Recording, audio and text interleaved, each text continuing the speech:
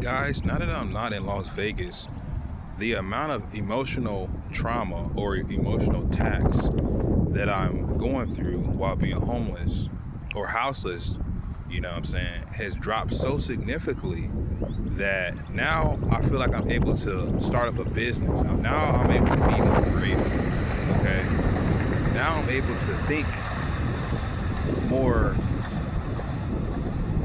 precisely, okay? When you're dealing with a lot of emotional trauma, guys, this kind of limits your ability to grow. Okay, and it may not even be emotional trauma coming from yourself or your. It's not. It may not be your own emotional trauma.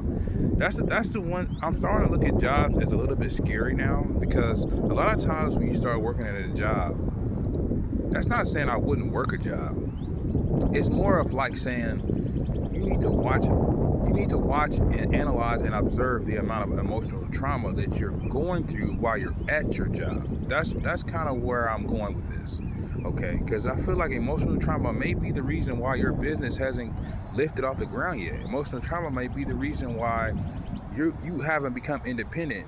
It may be the reason why you're not able to bring forth income through yourself.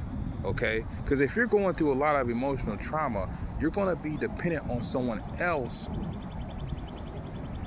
to make money, to pay your bills, to drive your car, to feed your kids. You see what I'm saying? This emotional trauma is very effective at keeping people in a box. Okay, at keeping people from become blossoming into the beautiful thing that God created them to be.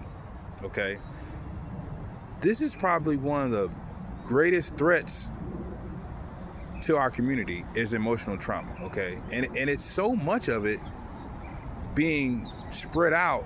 People pick up emotional trauma, whether they get it from somebody else or they have it within themselves, and they spread it all over the place. You see what I'm saying? They spray it, and it's like, bro, every single time someone does that, it's limiting not only that person that's affected by it, it's limiting our community from growing. Okay, guys, emotional trauma needs to be something that needs to be on our radar. Okay, because if we sensing a lot of emotional trauma, we're not gonna reach God's uh, threshold that He set for us to begin with.